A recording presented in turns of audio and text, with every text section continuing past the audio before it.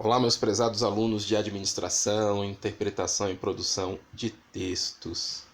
Então, pessoal, hoje eu recebi uma mensagem do representante, né? Então, vou falar para vocês, a gente não está atrasado, a gente está com a nossa disciplina em dia, tá tudo certinho. Em relação a exercícios, fiquem com esses exercícios que eu já passei para vocês, deixem esses exercícios aí no caderno, e aí, assim quando a coordenação pedagógica, o setor acadêmico, falar para a gente como que vai ser a avaliação, aí eu posso pedir esses exercícios para vocês, tá? Então, por enquanto, deixa aí no caderno. E aí, por enquanto, agora eu não vou passar exercício para vocês, não. Eu vou esperar terminar o nosso conteúdo que eu tenho proposto para vocês.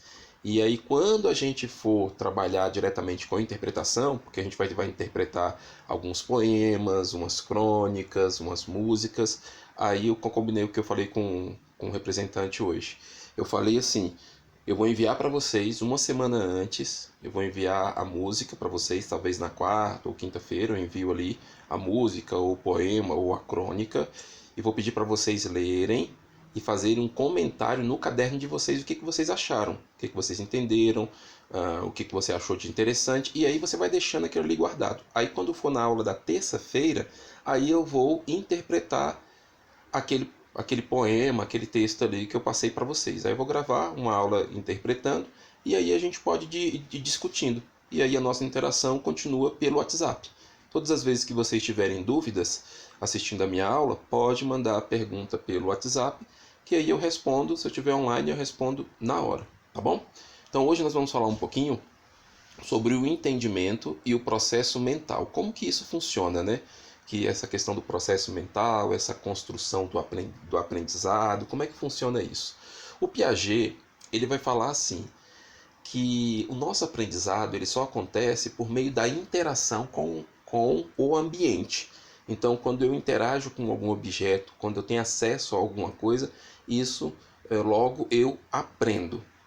O Vygotsky vai falar que eu aprendo por meio do facilitador ou do mediador das interações sociais, que aí é o professor, é uma criança mais velha, é um adulto que vai ajudar aquela pessoa a sair de um estado de entendimento para ir para outro estado de entendimento. O Vallon, ele vai falar que a gente aprende por meio das emoções, que as emoções são muito importantes no processo de aprendizado.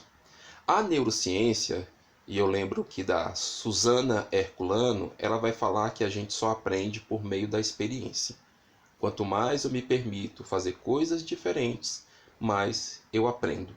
Então, enquanto o nosso cérebro estiver funcionando, os nossos neurônios estiverem saudáveis, nós aprenderemos sempre por meio da experiência. Então, esse é o processo mental, né? O entendimento do processo mental, como que a nossa mente funciona em relação à compreensão e entendimento das coisas.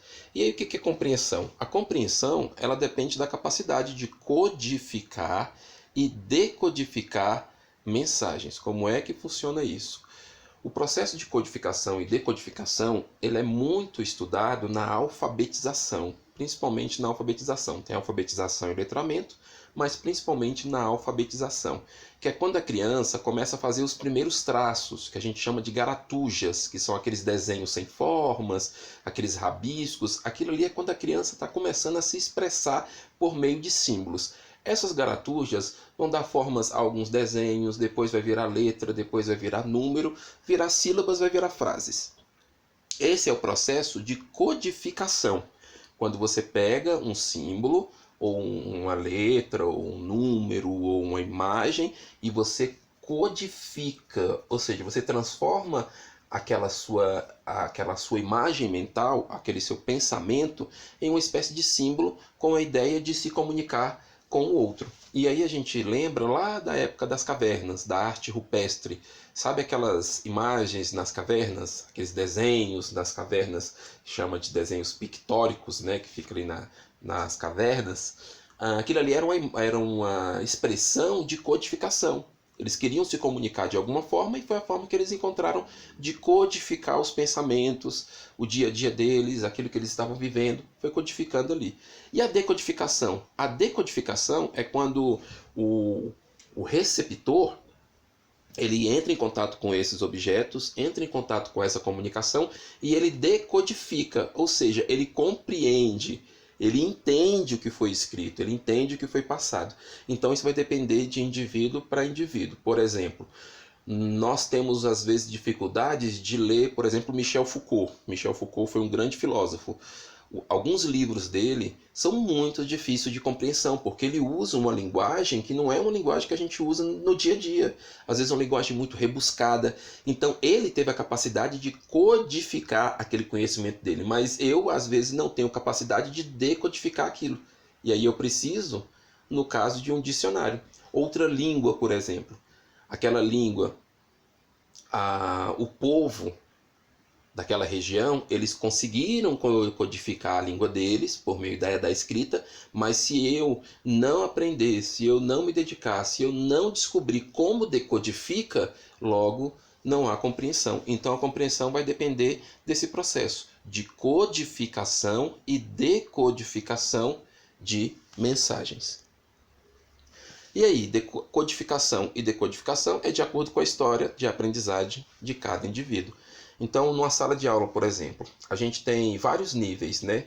Então, tem pessoas que saíram do ensino médio, já foram direto para a faculdade, tem pessoas que estão há 10, 20 anos sem estudar, tem pessoas que tiveram alguns problemas, algumas dificuldades na vida, e aí foi muito difícil estudar, e aí passaram pela educação de jovens e adultos e estão na faculdade.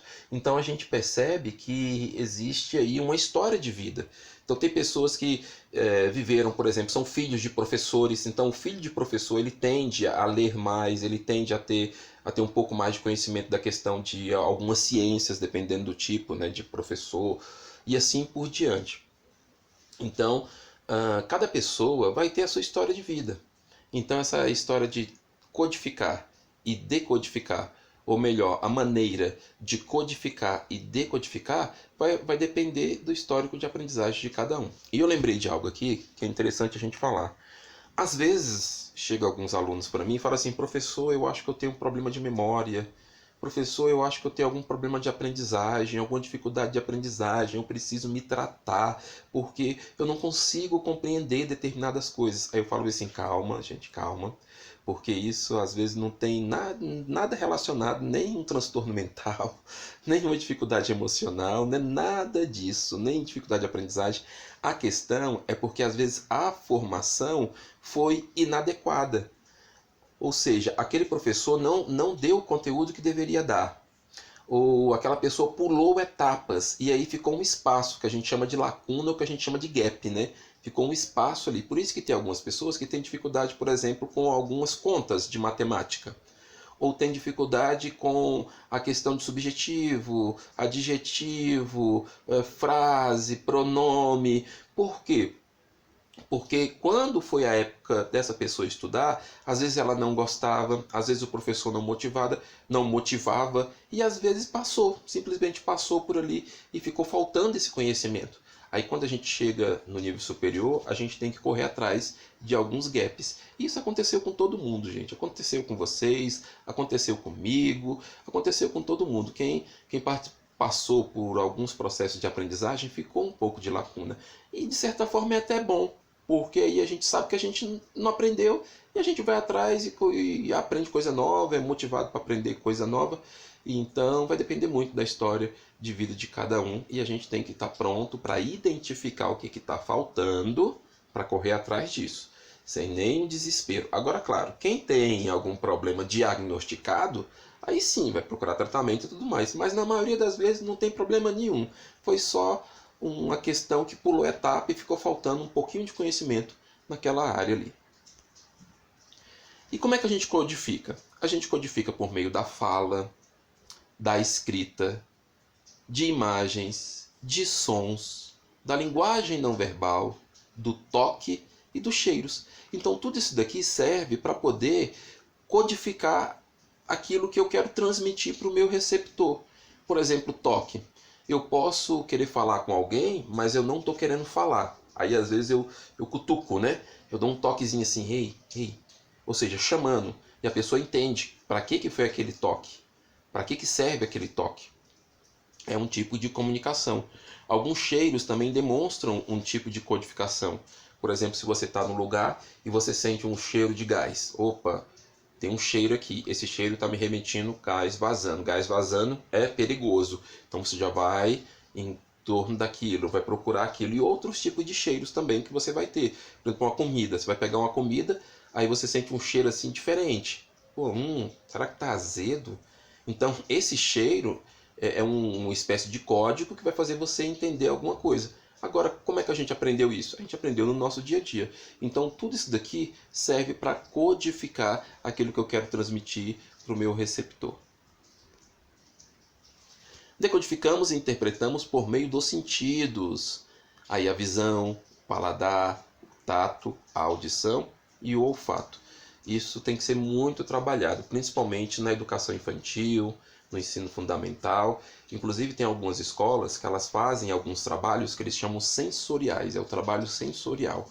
Quando eu estava na faculdade, eu também fiz um trabalho parecido com esse.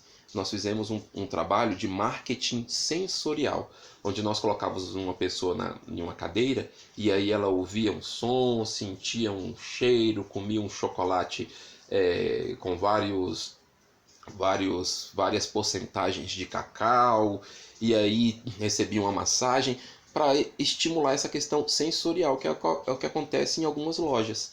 Tem lojas que você vai, principalmente lojas de departamento, lojas mais elitizadas, que tudo é sensorial. Então você tem um som diferente, um cheiro diferente, as pessoas são mais bonitas, as pessoas usam um perfume diferente, as pessoas botam você para tocar na roupa, para você sentir a textura das coisas. Em alguns lugares eles dão para vocês bebidas, comida, tudo isso para quê? Para mexer com a questão dos sentidos, ou seja, é uma questão de você decodificar e interpretar o que está acontecendo ali. No caso da loja, eles querem te vender, né? Então eles vão fazer de tudo para você interpretar que você é uma pessoa que está sendo bem recebida, é uma pessoa que vai ficar muito bonita com aquela roupa, que vai impactar bastante os outros e assim por diante. Então, voltando ao que eu falei de algumas escolas trabalham com isso. Coloca as crianças com os olhos vendados para pisar em areia, para pisar em água, para sentir alguns cheiros, tudo para estimular a questão dos sentidos. Então, quando a gente tem os nossos sentidos bem apurados, a gente tende a interpretar as coisas melhor. E cada pessoa terá a sua maneira de interpretar. Então, tem gente que vai ser melhor na visão, tem gente que vai ser melhor na audição, no paladar, no tato e no olfato. Quer ver um exemplo que a gente pode utilizar bem nessa questão de interpretação e compreensão? Tem gente que consegue aprender mais vendo. Se não tiver uma imagem, se não tiver um vídeo, se não tiver uma movimentação, ele não consegue aprender, porque a visão dele é mais apurada. Já tem gente que ele prefere ouvir, audição. Então, com a audição, ele consegue aprender, porque ele aprende melhor ouvindo. Tem gente que aprende melhor vendo. E aí a gente tem que descobrir como que a gente aprende melhor. No caso dessas aulas aqui, por exemplo, nós temos aqui, eu trago uma imagem para você, mas também você pode ouvir. Tem gente que vai aprender só ouvindo as minhas aulas, então não vai precisar nem olhar. Tem gente que vai aprender mais com a questão do tato, do toque, vai aprender com dinâmica de grupo. Então, quando ela vivencia algo, quando ela faz um exercício, quando ela desenha, quando ela toca naquilo, ela aprende mais. Então, cada pessoa terá a sua maneira de interpretar as coisas. Só que às vezes interpretamos o que não diz respeito à realidade do outro ou do meio que estamos. Isso é um perigo. Isso é um perigo. É o que a gente chama da gente ter um pensamento holístico, ou seja, a gente tem uma visão do todo. Eu não posso, às vezes, interpretar por uma informação. Chegou uma informação, eu já interpretei, já dei o veredito. Não, não posso fazer isso. Eu tenho que olhar com cuidado, entender a realidade do outro, entender o meio que a gente está e entender outras coisas que estão acontecendo comigo.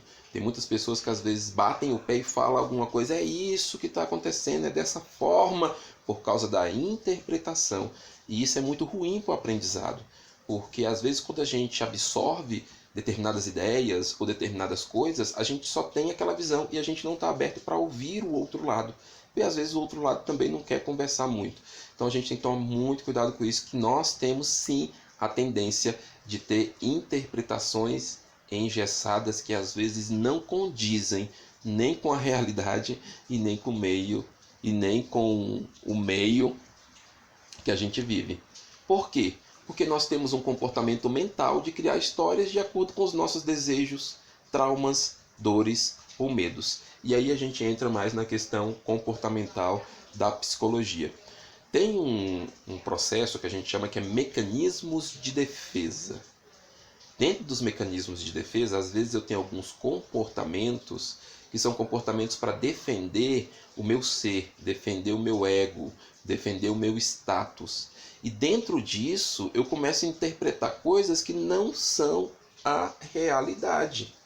Por causa do quê? Dos desejos, desses traumas, essas dores e esses medos que às vezes estão escondidos. Tem gente que faz de maneira consciente, mas tem gente que faz de maneira inconsciente. E às vezes a gente tem que ter um olhar bem apurado, ter um trabalho de autoconhecimento, porque às vezes a gente fala coisas, ou diz coisas, ou interpreta as coisas, ou julga, ou dá determinados vereditos que quando você vai fazer o processo de autoconhecimento, quando aquela emoção baixa, você pensa assim, caramba, eu falei com aquela pessoa daquele jeito, mas na verdade eu estava pensando outra coisa, foi o meu desejo naquela hora, foi o meu medo, foi alguma dor que eu estava sentindo, algum sofrimento, e aí eu desloquei para essa pessoa, que é o que a gente chama de mecanismo de defesa de deslocamento.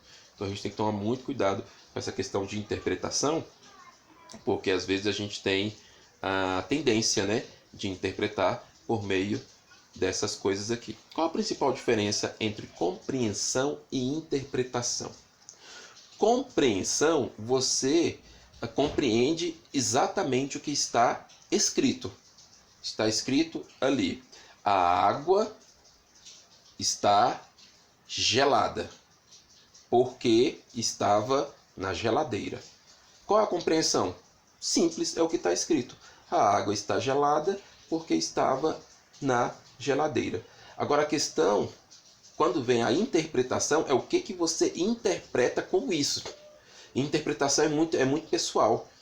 Tem a ver muito com a sua história de vida. Então você vai interpretar, tá, mas por que essa água está gelada? Estou viajando aqui. Por que essa água está gelada? Quem colocou essa água na geladeira?